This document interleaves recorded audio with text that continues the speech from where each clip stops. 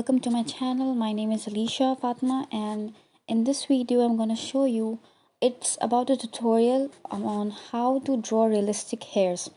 So the portrait that you are watching is made by me, and in this video I'm going to show you how I actually drew these hairs.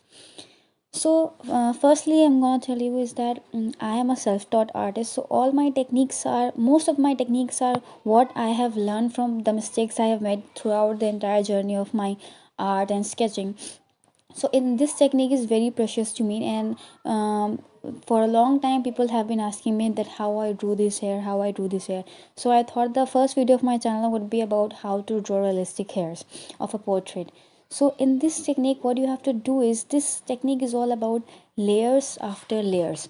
So I am first scribbling a 2b shade pencil on the you have to choose a particular strand of a hair, and then you have to first give a shade of a particular pencil shade, that is 2b, and then you have to smudge it with a blender. Just for the first layer you have to smudge it very thoroughly, that all the fine lines have been smudged and the white background of the paper has been completely drawn out of out of the line. So now after 2b shade you have to use a 3b. And one thing that you have to keep in mind while doing giving all the shade is that your pencil needs to be sharp, because you see hairs are very thin and very fine lines. So if you have to draw hairs, you need to have very fine lines. So after sketching it with the 3b shade, you have to again smudge it, but smudge it very lightly, not too hard, or otherwise all the lines will be smudged. And then you have to apply 4b shade. You can easily for the intensity of shades, it is dependent upon your reference artwork, so you can match it with your reference and then use the shades accordingly. So after doing this 4b shade, you have to again smudge it a little. After doing so, I am the last shade I am using upon it is the 6b shade, which is for the 6b shade, which is for the last outline, and it is only drawn, I have only sketched it on the areas which are too dark. And if you see the middle region of the this strand, I have not given that 6b shade on it, because if I will do this, the shine, the highlight which I'm gonna give it will be ruined. So in this you can see I am giving highlight in this strand of hair by using a eraser. You can also use a jelly roll pen, which is a white gel pen, but I prefer using it only when I'm sketching blonde hairs. But here, since the hairs are black, I will use easily use a eraser to give that blend. So if you see how shiny the graphite has become and how pretty the layer, the strand has been made. Now let's look at closely how this is I did the strand.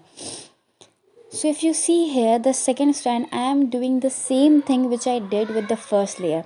A 2b shade I am giving it on, but in this strand, the left region of this strand is on the face. So while doing that particular region, we have to be specific, and we have to be light using the pencil in a light shade, because if we will use this pencil very darkly, then if there is any anomaly, if there is any error, then we won't be able to completely withdraw it from the paper.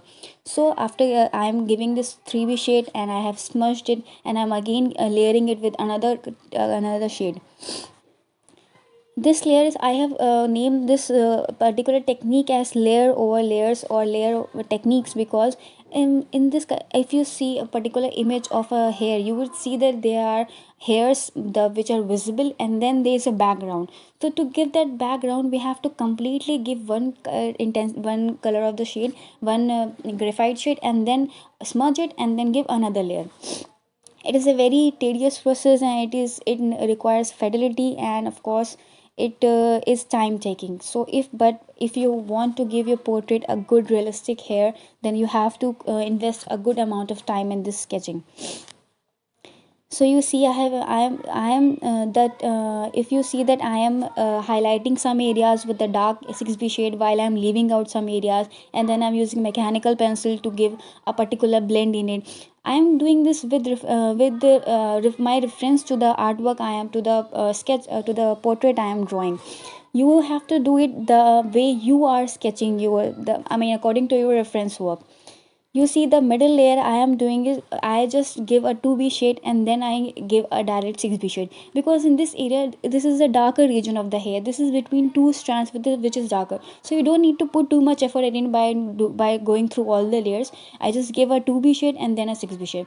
But the lower region, a hair, I have to very carefully draw the lines, very carefully draw the use pencil and smudge. I have used tissue paper to smudge, just because this area is on the face, so I can't completely draw it with the 6b shade, so I am giving a light shade through a mechanical pencil. I have used mechanical pencil here only because when I have to give a fine line, a very fine line, because if you are using a pencil, it could be region that if after two strokes the pointed ends becomes blunt, but with the mechanical pencil, it always creates a fine line through all through it, all through the time.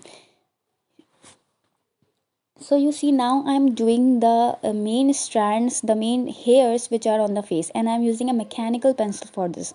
It is very important to have a mechanical pencil while sketching, although I have recently brought this mechanical pencil, but it's really very useful if you don't want to sharpen your pencil so many times and then work completely. It will hinder the whole process, and it will also take consume much more time. So use a mechanical pencil instead. And the pens if my pencils are black in color, so you won't be able to see when I am changing the pencil, but I'm honestly telling you, I am constantly changing my pencils to one shade to another, to one shade to another. So this is how I do the facial hairs. And facial the hairs which are falling on the face are very important if you want to give a realistic look, because those hairs, if you use fine lines, if you use a mechanical pencil to give the perfect smooth shade, and the hairs which are sprinkled on the face, they give a very beautiful look. Now you see, I'm extending the short hairs a little longer to reach the eye. So when you are doing this kind of part, it is very important to use your pencil in the precise region, and do not use it very hardly or very smoothly, because if you do, it may we are humans, we make mistakes. So very carefully use it, or you will ruin your eye, in my case. By the way, this eye is very, while I was sketching this, while I was sketching the hairs, it was very distracting, because this I have drawn, I think it's the best I have ever drawn. It's very beautiful and very soothing, and it's like it's looking into my soul. But okay, let's get back to the sketch.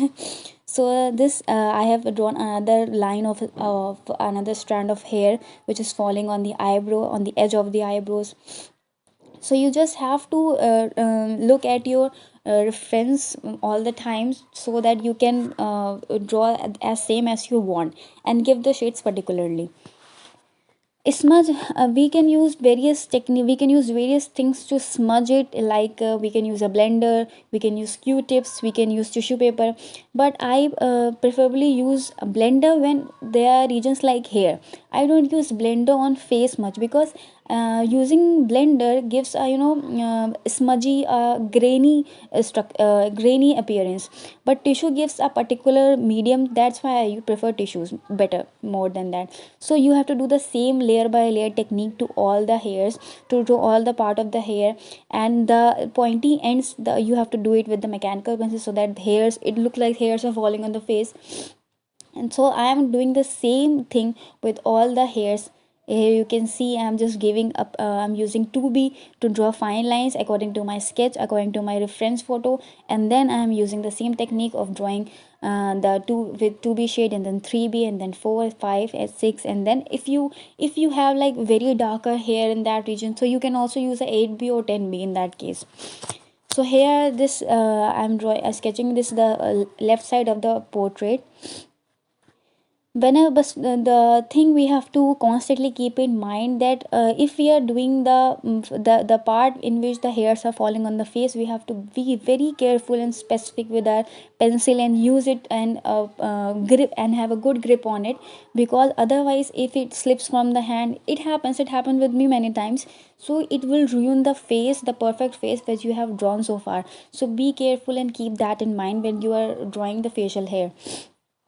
But because the most beautiful part of the hair is of the hair, realistic hairs, is that when they fall on the face, they have that vibrant and that beautiful look of all the hairs, like when air blows and all the hairs are like that.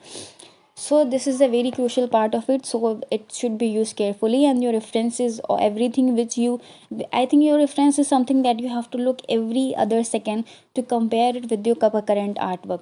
This technique is quite time consuming, but if you want to but if you want to draw a good portrait, you need to do it. Earlier when I used to do it in the first steps, I did made a lot of mistakes, and it took a lot of time for me to get used to it. But now my hand is totally adjusted to this technique, and it just goes by, and there's no need for me to focus very importantly on it. But still I focus on it when I'm doing the hairs on the face, because that part is very important, and if it gets ruined, then god saves your sketch. So that's so here you see I am drawing the strand of a hair. Mechanical pencil are important because they are very precise, and they give very thin and fine lines, so that's why I prefer it. For the darker regions, I use 6B or 8B pencil, so that if you see the darker if someone is standing towards light, so only on the above superficial hair the light falls, and on the regions on the hairs or in the back or in the side, the hairs are quite dark. So that's why I am giving this particular shade, this particular kind of shade in my hairs in the of this portrait, to give a particular realistic look. You can use, or you can use shades and other things according to the portrait, according to the your reference photo. So this I'm just scribbling it on the end so that it looks good and hairy. I'm just blending the color on the forehead so that it looks perfect. So you can see here how I have done all this hair. And the best thing about graphite is that it gives you a sketch of shiny and very classy look. That's why I always prefer graphite over other mediums to draw it. So this is completely done. Now what I did it was I gave a background to it, a gray background, which you can see